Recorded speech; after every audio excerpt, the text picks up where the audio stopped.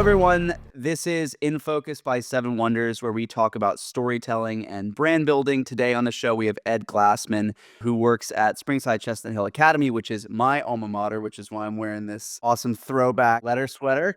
And he's been building the Center for Entrepreneurial Leadership at the school. And so we're excited to talk to him about the trials and tribulations in setting that up, some of the great successes that they've had, and also some of the collaborations that we've had with the school as well. So thank you so much, Ed, for coming on today. Absolutely. Thank you for having me, guys. Can you introduce yourself and just tell us a little bit about your background and how you got involved at SCH? My name is Ed Glassman. My role here at SCH Academy is I'm the executive director of our Center for Entrepreneurial Leadership, which we just call CEL for short. I also am 3 years into being the director of our new media program, spearheaded by the amazing Ellen Fishman Johnson. Upon her retirement, I took that on. So that's a combination of a bunch of different disciplines at the school: coding and computer science, video production, audio production, animation, architecture, and then all the things you would expect in entrepreneurship, like product design, web development, and design thinking, and how to reach market of customers and how to sell to them. Before I came here to SCH Academy, I worked early in my career in management consulting with a focus on innovation and product design. I connected with a serial entrepreneur as a result of that work, and I worked with him and a team of educators and investors to launch a media arts college in Chicago, Illinois. At the time, that was called Flashpoint Academy. So we did that for about 6 years, sold that to an investment company, moved to Philadelphia looking for what my next move would be, figured I would do something in the education technology space, and was floored by what our school, SCH Academy, was cooking up around kind of a new slant on what hands-on project-based education could look like. We're a school that is fairly traditional in a lot of ways, a combined history of 300 years and very college prep. You saw the sweater that Steven's wearing, and you can kind of like picture what the vibe is. So the idea of weaving in classes in things like how to develop mobile apps or how to build microprocessor and Internet of Things consumer products, or how to use maker spaces to do rapid prototyping, or how to design cities of the future. I mean, these are all the courses that we're now teaching. So I was brought on in a very early stage to help dream up both the curriculum and the learning outcomes, and then eventually hire the amazing team of 10 faculty that we have that are all experts in these spaces. It's a wild, amazing job. I'm the luckiest guy in the world. I wake up every day excited to work with the students, work with our teachers. I send both my little boys to this school, a 7-year-old and a 3-year-old. So the groundwork that I'm laying here is going to be the curriculum that they're going to experience as they get older. I love talking about the work. So any questions you have, happy to answer. That's so cool. I think something that's really interesting is having an entrepreneur center. Now, my school was a rival of SCH. What was your school? I went to Episcopal Academy. Oh, great. It's so cool. I was on the alumni board for Episcopal for a while, and I was trying to convince them to do something, what you all are doing at SCH. Didn't the head of school at Episcopal lean into this pretty hard in the last 4 years, or am I misremembering? Am I thinking of a different school? Maybe I'm thinking I Malvern. think that they're not leaning into it. Yeah, it's all good. They're very traditional. A lot of entrepreneurs come out of Episcopal, but it's not a part of the curriculum. Obviously, Stephen and I are entrepreneurs. I was talking with my family about this the other day, actually, that I have an uncle who was a very successful executive at firm, and his kids all now work in banking and like more traditional jobs.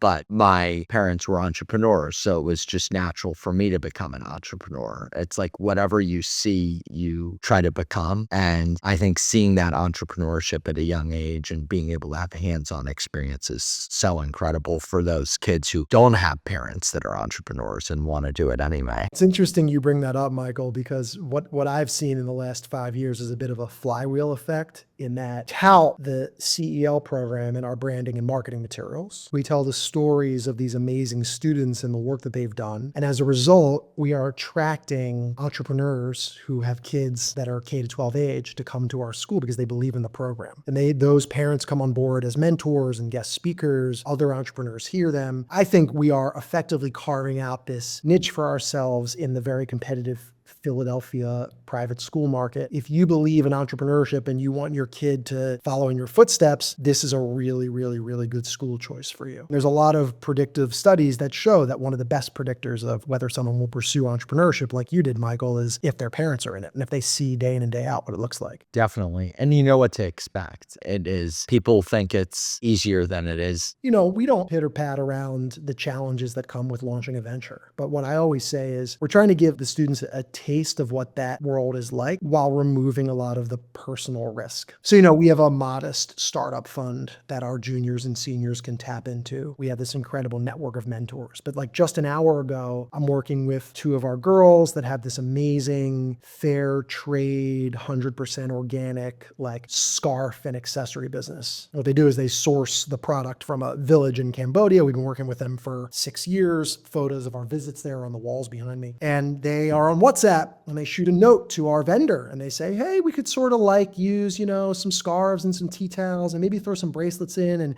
very casual. Get an invoice in my email, $1,100 of product with a $250 shipping fee from Cambodia, right? And they're looking at this number and they're going, oh my God, I had no idea. And I go, hey, listen, this is why we have this place. First of all, your business has been running for years. We got money in the bank account. It's all good. None of this affects you personally, obviously. But what you're learning here is how precise you have to be in your communication, in your documentation, when you're communicating with a third-party vendor. Because if you're not precise, they're going to just do whatever they want. And it could end up hurting the bottom line, hurting your margins. For a high school junior to like learn that lesson and not have to tap into a bank loan or worry about credit card debt, like I'm sure the two of you have had to go through in the nascent stages of Seven Wonders. What a lesson. I think there are very many schools in the country, let alone the world, where those opportunities are coming to life. And it's because we've intentionally built the program with that model.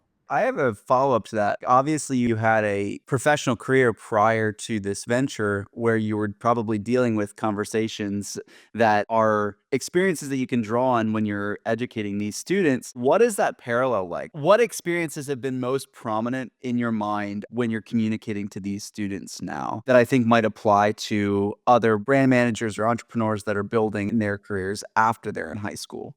I think there are two big categories for that. One, effective communication and storytelling. So we spend a lot of time working with the kids on how do they pitch what they're working on? How can they appreciate that they may only have 15 seconds of contact time with a person who's a major decision maker, and being able to convince that person to listen to them, to engage with them, to mentor them, to support them financially. A lot of times just comes down to storytelling. And I don't want to focus only on our high school students because we have a whole K-12 curriculum, but a lot of these stories are most fertile in 11th and 12th grade. Yeah, this group of 30 kids. And I say at the beginning of the year, listen, I have guests come into this space all the time, and they're prospective parents, they're prospective employees of SCH. Sometimes they're heavy hitters. Sometimes they're people who could change your fate with the send of an email and the stroke of a pen. You need to be super buttoned up. So if I say to you, hey, Priya, tell Bill here what you're working on, you've got this compelling elevator pitch ready to go. And you've got your website up and running so you can send a follow-up email, and you have your business card, all the stuff you guys know. You have to strike while the iron's hot. So that's one lesson that I learned in my career. And I would say I've learned it not just in my career prior to SCH, but I learned it through my journey here at SCH. Early on, when Priscilla Sands and Dick Hayne and kind of the leadership team of our school had the idea of this center, they had some lofty goals, but they didn't have any ammunition because they hadn't had students work on anything yet. It was all just like learning outcomes and trends that they saw in the market and the things employees were looking for. And that holds water for a while, but eventually what you need is the grassroots anecdotal evidence of like how students are doing amazing things. That's what lights people up. So that was something that I had to learn in my career here at SCH. My first year coming in, my second year here, I was trying to convince my colleagues, who, by the way, 15 years beforehand had been my teachers, because I'm an alum of the school. I had to go to them and say, oh, what are you working on? What are you doing here? What's your job? I'm like, oh, I'm working on CEO. And they would go, oh, sure, that thing. Oh, we'll see how long that lasts. As I'm sure anyone in corporate America or in the nonprofit space can relate to. Early days of a new innovative idea, there'll always be skeptics, rightfully so. Teachers are thinking about the limited resources resources at a school. When the light shines on something at a school, inherently that light is pulled away from something else. So that's money, that's programmatic time. And a lot of what it came down to was saying, hey, it's not just all sizzle and no steak, but we're going to have a real curricular underpinning here. In year 3, have host of evidence from students of how this work is changing their lives and changing college outcomes, et cetera. So storytelling, communication is one big thing that I try to pull from my professional career into this. And the second thing is building effective teams. Hiring might be the most important skill set that a founder can have, especially in the early days when you can't afford to compete with, I don't know, who's the big video and media production company that you're competing, whoever it is, right? Maybe you can't compete with them on pure salary, but what you can compete with them on is opportunity, on equity, on whatever else. I need to find ways to teach the students about that, because inevitably these ideas they come up with get too big for them to do it alone. So how do they build effective teams? How do they divide responsibility? How do they make sure that the core competencies that they need are represented in the kids that they're bringing on board? That is crazy valuable stuff. We have a 5th grade class here that we call teamwork and collaboration, right? And we pull that thread all the way through middle school and high school. Like in your other classes, maybe you're just hanging with a friend and it's like a way to have a laugh during class when you partner up on a project. But in CEL, you better be collaborating with people that are bringing something to the table. This isn't going to work out for you. It's funny because when I think about when we started versus where we are now, we started with a really young team that was just fresh out of college like we were. And the opportunity was to grow, to be a part of something, for them to get experience. Stephen and I, when we were ready to hire our first people, already had some decent experience under our belt. So we had a client list, and very quickly we started paying people market rate salaries, and now continue to do market rate salaries and benefits and all of those other things. But it's interesting to see how every different company makes it work. I think about my family's businesses and our business too, to some degree.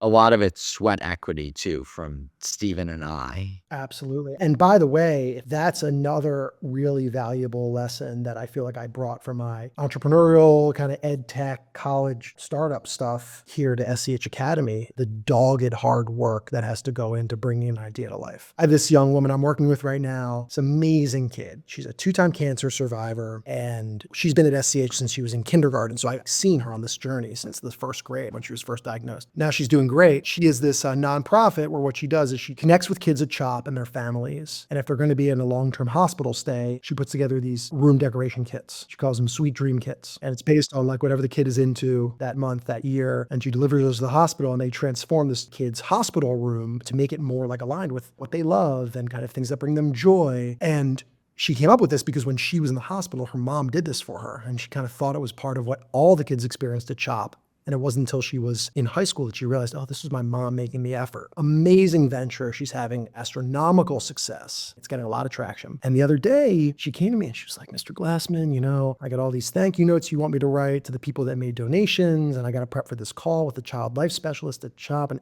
I don't have time, I want to have like a sleepover this weekend or whatever. And I smiled and I was like, I get it. I remember what it was like to be a teenager. I know there's only so many hours in the day, but I also know she tells me all the time that she wants to be a millionaire by the time she's 27. I'm like, this is what it's like. This is the grind. You're going to find yourself in college. Everyone's going to be out socializing or rushing a fraternity or whatever. And you're going to have those late nights doing the extra work to get whatever you're trying to get off the ground. And it's that sacrifice in your teens and your 20s and your early 30s that leads to having an enterprise, or that leads to your first failure. So you get that out of the way. And then when you do it the next time or the next time, it works. And again, that's another core principle of what we're trying to do here. I've removed none of this is me alone. We collectively as a team have removed grades from a lot of the conversation. You get graded in 10th grade on your final project, but that's pretty much the only grade you get in CEL. Everything else is pass fail. What we're evaluating kids on holistically is like effort, growth, how resilient are you? How resourceful are you?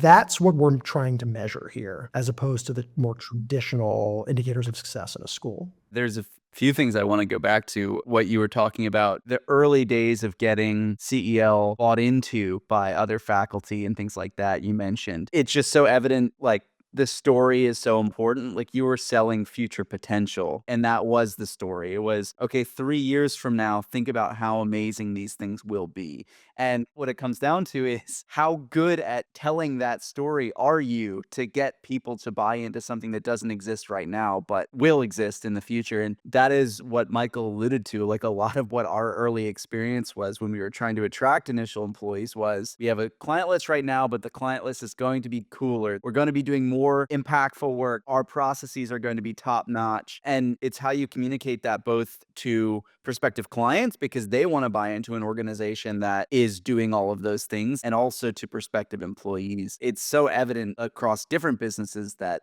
how important that is, and your ability to convey that. And also what you were saying about college experience of, okay, we can't go to this event. That was definitely Michael and my experience. And in fact, there were so few hours in the day. We both graduated a semester early, which sounds more impressive than it is. NYU kind of encourages that because they want folks to get out, plugged into the professional world. In our final semester, we looked at like the course syllabus of all the different class options that were possible. And then as a duo chose the classes, and then every night would tell the other about what we learned in our class, so we could effectively take double the course load and then still work on our venture, because we were really getting it off the ground. You guys started Seven Wonders while you were at NYU. Yeah, and we chose going into our junior year to be roommates also, so that we could spend all of our time that wasn't in class working, and that's what we did. And study abroad, no go. Weekend fun, no.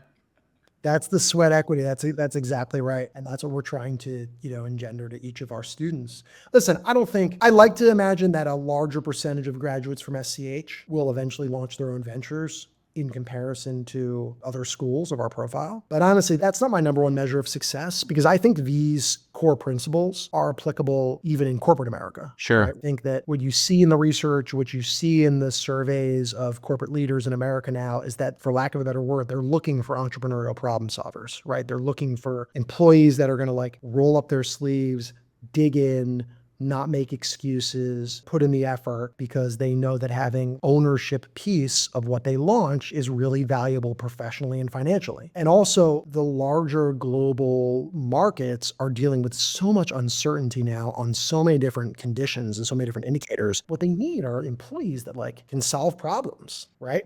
And that's what entrepreneurship is. Like, that's how we always define it here at our school. It's just, how can you seek out opportunities, solve problems, learn quickly, adapt, evolve. That's going to serve you if you go and launch your own venture, or if you do anything professionally. Absolutely. I definitely find that to be the case, even when we're talking with leadership in marketing departments and brand executives, things like that, that there is the profile of the type of people that are in those departments are very entrepreneurial type minds. And so I think what you're saying about, even if it's not starting your own venture, to be the most beneficial to the organization that you ultimately do work for, that educational component and that mindset is going to be invaluable to your professional career. I also think that people in those departments that you deal with, people in marketing departments, I totally agree they have to be scrappy and entrepreneurial. I also think they deal with so much complexity because they have so many stakeholders. If you're in a major marketing department at, say, like a PepsiCo or something, you're thinking about the layers of bureaucracy above you and everyone who has their eyes on this video and this script or this website or whatever is being produced. And then you're thinking about like, well, who's the target audience and what's the distribution model and where are they going to see this? And what are the various forms that this media content is going to take? It's these like spider webs of decision making. And what I found, because you guys helped us immensely with the video we made a couple of years ago, the overview of the CEL program,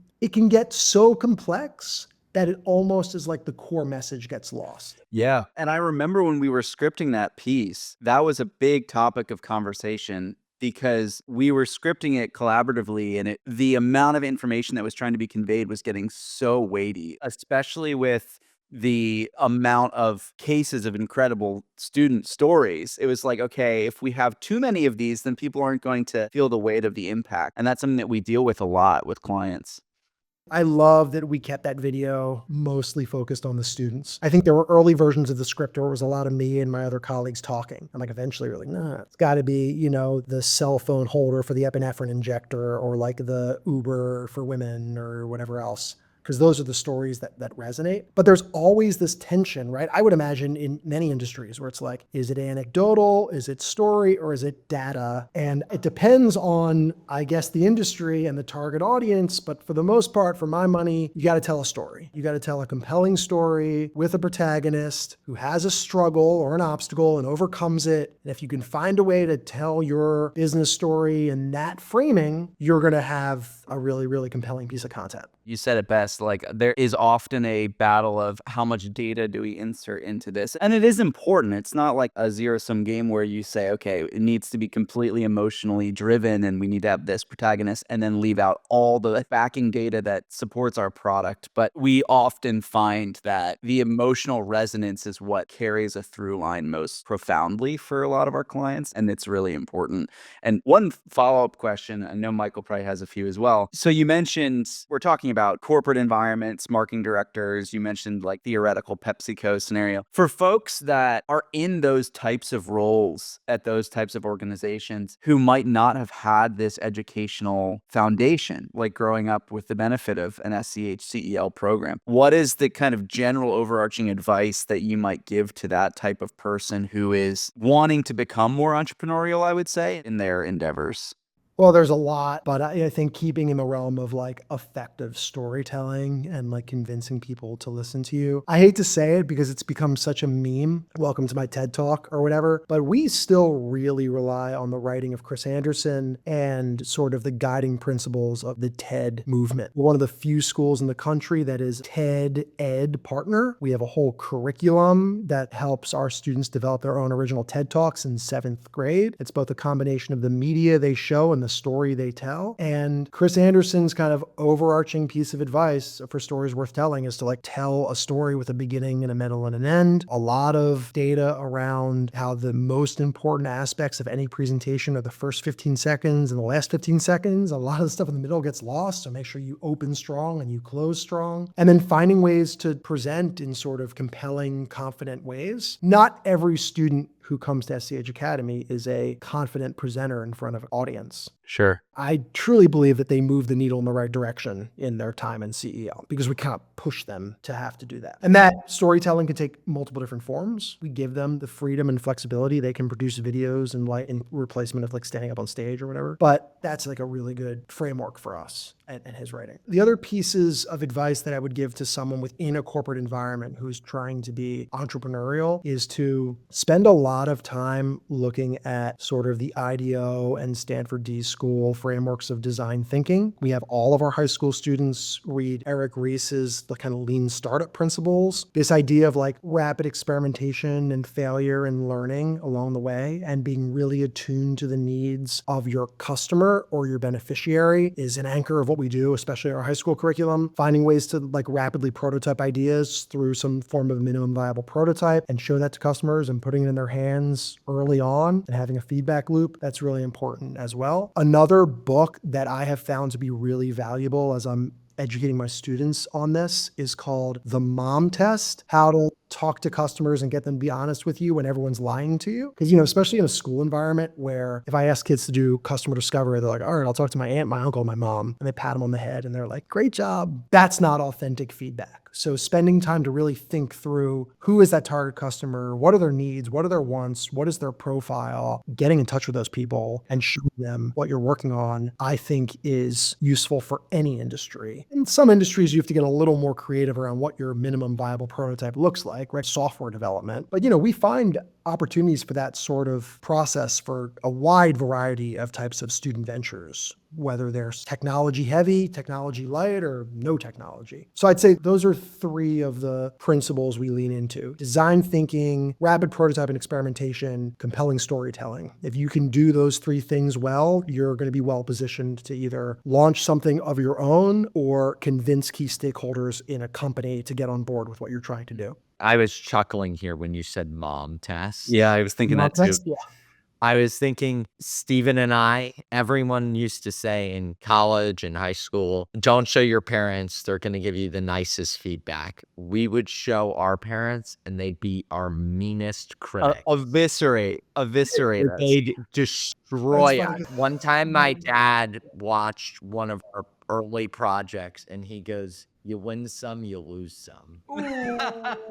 That That was all he said. That was it. I was like, wow, that is not good. I guess my response would be the mom test can go both ways. Either way, it's a biased opinion. That audience is not focused on the product exclusively, they're focused on the person behind the product. That is very true. I think it's so interesting that you included storytelling into the curriculum, because I've noticed across the board with entrepreneurs, primarily, not all the time, but primarily good entrepreneurs are also good storytellers. And even really successful executives at companies, I look at friends and family and people I know who are successful executives at larger companies, they're typically really good storytellers too. And I think being able to get someone behind an idea is telling a good story. Like I think about my sales pitches, and I'm telling a story every time I do a sales pitch. It's not just like, hey, this is what we do, blah, blah, blah, blah, blah. It's like, this is why you should buy from us. Weave it into the sales conversation. It makes it more interesting.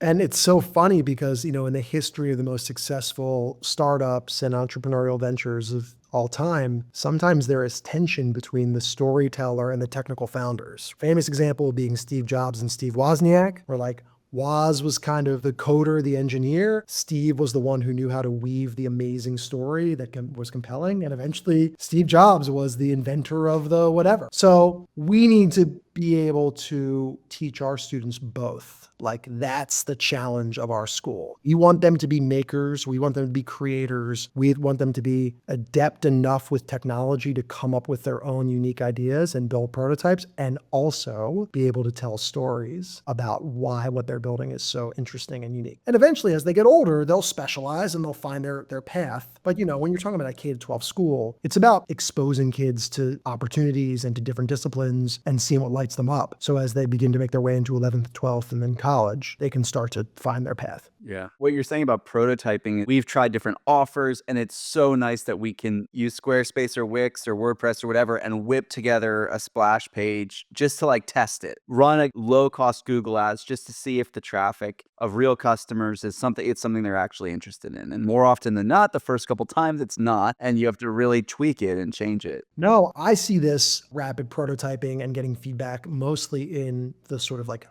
fashion related businesses, right? So many of our kids come to us and say, I want to start like a hoodie business or like a surfwear business. And 10 years ago, we would have had to spend a whole semester, right? Or a whole year making a sample product and showing it to customers and buying them in bulk. Now I can run through that experimentation in a week. We're going to take the logos you designed. We're going to mock them up on Placeit or whatever. We're going to put that mock up on our kind of e-commerce site. It's shopcel.org, right? But hey, I can pop up any product on there. And then it's like, all right, can you cut through the noise? How many followers do you have on TikTok or Instagram? What percentage of them can you activate to actually click and buy? And then I award points to the students in these types of ventures. I'm like, all right, you get 1 point if you sell it to a friend or family member. You get 5 points if you sell it to someone you've never met before. Making that breakthrough beyond the immediacy of the SCH community and their friends and family, and actually start to sell to people who are buying for the product and not just for the, supporting them. The support. Like the minute a kid makes that first real authentic sale, that's a game changer for them. That's when they get bit by the bug, as they